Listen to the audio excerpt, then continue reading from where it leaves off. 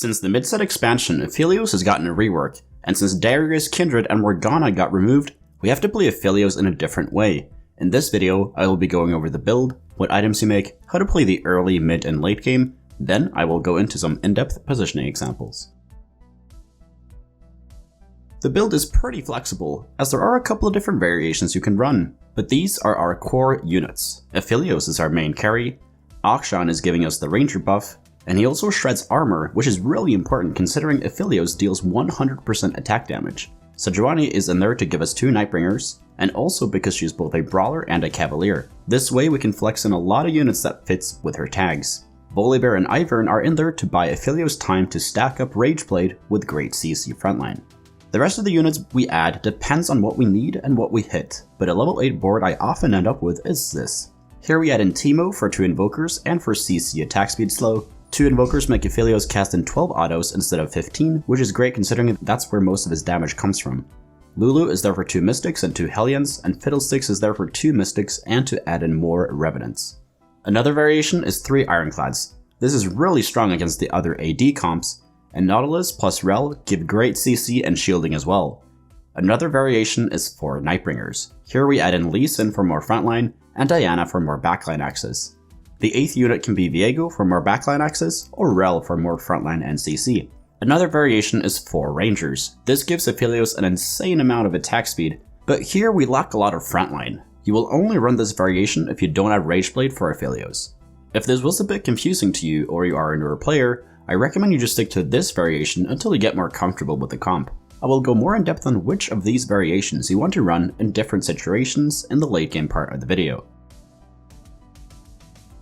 Aphelios is our main carry, so we prioritize making items for him first. He has one core item, and that is Ginsu's Rageblade. This makes him scale into the fight and lets him become a bigger and bigger threat as the fight goes on. Because we also have so many frontline CC units that stall the fight, this item complements that win condition for the comp, which is to stall for as long as possible to let Aphelios ult multiple times. The second item wants to be Deathblade. This item scales incredibly well with the spell, as its damage is based on his current AD. With just a couple of stacks, you will start one-shotting multiple backline targets. The third item wants to be either BT, Hurricane, IE, Giant Slayer, or Spear of Sojin. BT gives Aphelios survivability against backline axes like Vel'Koz, Karma, Diana, and it will also make him heal to full after every spell cast in a lot of cases. Hurricane scales incredibly well with Deathblade, as the second bolt deals damage based on his current AD. It also lets us keep dealing damage in case we get stuck on a tank. IE scales incredibly well with Deathblade, as the crit multiplies off the scaling AD and his spell can also crit with IE. Giant Slayer is great for the same reason. Spear of Sojin is okay, as it lets you cast your spell quicker and gives you more consistent backline access with your spell. A question you might be asking is why Last Whisper is not core or even mentioned here. The reason is because we're running Akshan, and with his spell, we're shredding armor to all of the opponents he spins around. While it is less consistent than Last Whisper, it lets us have more items on Aphelios and lets us deal more damage on average. We can also itemize Akshan as the carry if we find him 2-star early, or if we are able to go all the way to level 9 before we have to roll. Akshan has one core item, and that is BT. Since he jumps into the enemy backline a lot of the time, he will take a lot of splash damage as well. In addition, when he becomes untargetable, he heals up fast from his spell as well. The second item wants to be Deathblade, as he hits so many units and therefore will get a ton of stacks from all the assists and kills he gets. The third item wants to be either Hurricane or Rageblade. Hurricane scales incredibly well with Deathblade, and Rageblade lets him cast quicker to heal up again faster and ult again faster. As you can already tell, it's very easy to pivot from Aphelios carry to Akshan carry and vice versa.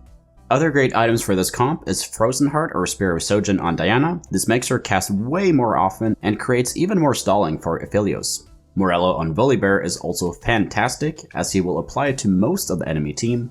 Banshee's Claw is also very useful, as we don't have many units to bait out the farthest away CC. If you get a Spatula, the best item to make is Cavalier Spat. This makes our frontline even more tanky. Ramiro Spat is also good as we already have one of them with Ivern. This is great on units like Lulu, Diana, and Akshan. Here is the Radiant item tier list. Frozen Heart is amazing on Diana, Radiant Hodge is a good replacement for BT, and Seeks is kind of a budget BT as well. The carousel priority for this comp is sword, bow, chain, then belt. Since this comp revolves mostly around 4 and 5 cost units, we can play any opener we want to, and then just transition into Aphelios later. The best opener for this comp by far is Draconic with 2 Rangers. This lets us get an insane amount of gold from the eggs, which lets us roll more gold at level 8 or get there sooner. Some other great openers are Callista with A-Bomb or Redeemed Frontline, Sentinel Skirmishers, Hellion Tristana, or Redeemed Rangers with Varus carry. Once we have found our comp, we need to make items, and as a general rule, we want to make an item if we have 4 or more components. Some good items to build in the early game that transition well into Aphelios late game are Bramble, Declaw, BT, Hurricane, Redemption, Sunfire, Trapclaw, Warmogs, and TG. The reason why BT and Rageblade are not very slammable is because Rageblade is not great in any other comp, and Deathblade is not good on any other champions besides Aphelios and Akshan. Your early game strategy will depend a lot on how good your opener is. In some games you play for a loss streak, and in some games you play for a win streak. If you want to learn more about how to play the early game, check out my guide where I go in depth on the subject. At the Krogus round, you should have more direction towards a comp. The general requirements to play Aphelios is to have 1 component for Rageblade and 1 component for Deathblade. The units we have don't really matter, as we won't find them until later in the game anyways. During the mid game, you always want to hold Aphelios if you're not playing him, and you want to hold the other units as well if you don't lose eco for holding them. If you are weak in the mid game, typically around 70 to 60 HP, and loss streaking, one option is to roll at level 6 to stabilize. We do this to make sure we're able to go level 8 later in the game. How much you roll depends on how strong the lobby is, but try not to go below 20 gold. Some good boards to stabilize with at level 6 are Rangers with any frontline, Tristana with any frontline, Yasuo or Riven with Nightbringer frontline. During the mid game, it is also important to scout. This is so we can see how many other people are playing Aphelios, and also to see which third item will be the best for Aphelios. This comp can support 2 players at max, so if you see more than that going for it, consider pivoting to another comp like Draven or Lucian. When scouting, we also want to see which other comps people are playing. If there are many comps with backline access like Vel'Koz, Karma, Lucian, and Assassins, BT will be the best item as it keeps Aphelios alive against those comps. But if most comps are front to back like Draven, Jax, Aphelios, and Kayle, then another damage item will be better, as we don't need to heal back up. This is because we will not be taking any damage from those comps until the Draven or Kayle is literally hitting our Aphelios and will just burst them down super fast. At the Wolves round, you want to be level 7, and from here you have 2 different options. You can either roll at level 7, or you can go for a fast 8. Since this comp is reliant on hitting legendaries, we need to be level 8 before we roll. Therefore, if you have to roll at level 7, you should be looking to pivot into another comp instead. In general, you want to pivot and roll at level 7 if you are 60 HP or lower, you're loss streaking, and if a lot of other people are rolling down here as well. This comp is one of the more 1st or 8th kind of comps we have, therefore it is also more risky. If you find yourself in a spot to fast 8, the goal is to go level 8 on 4-5 and roll there. If you don't have at least 30 gold or more on 4-5 after leveling to 8, you might just want to roll at level 7 instead, and then go level 8 on 5-1. Before you roll at level 8, it is very important that you know which units you're looking for. This is where all the previous scouting we have done comes in handy. With the information on what the rest of the lobby is playing, we can more easily take in synergies that benefits us the most against the current lobby. If the lobby is mostly AD, go with the Ironclad version. If it's mostly AP, go with the standard version, and you can potentially take out Teemo for another Mystic unit. If you need backline access, consider taking out Sejuani for Diana, or run the 4 Nightbringer version.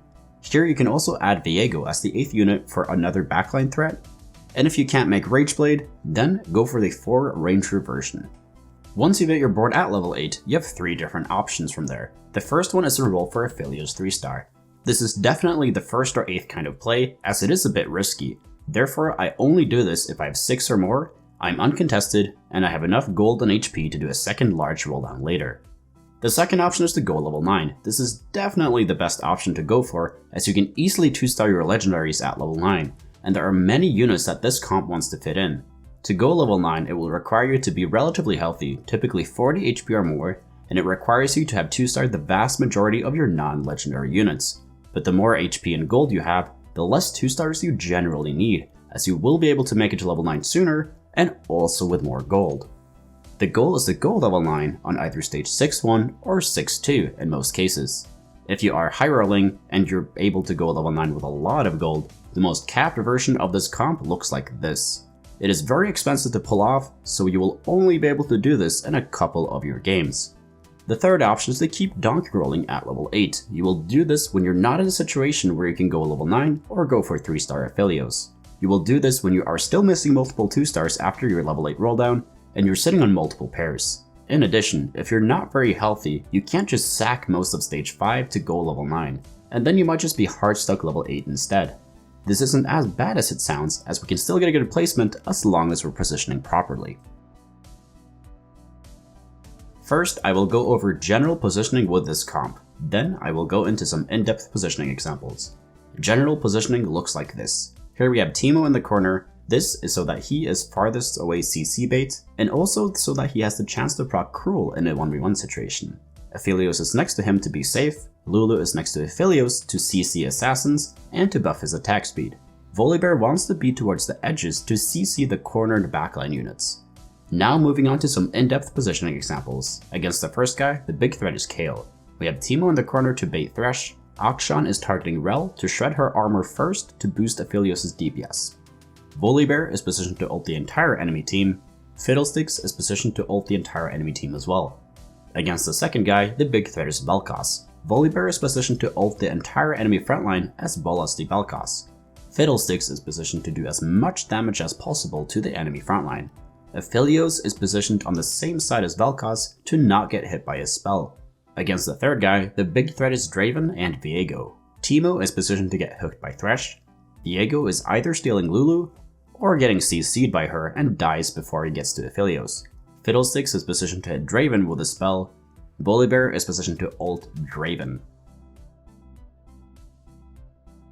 Thank you so much for watching. If you learned something, please leave a like and subscribe to the channel.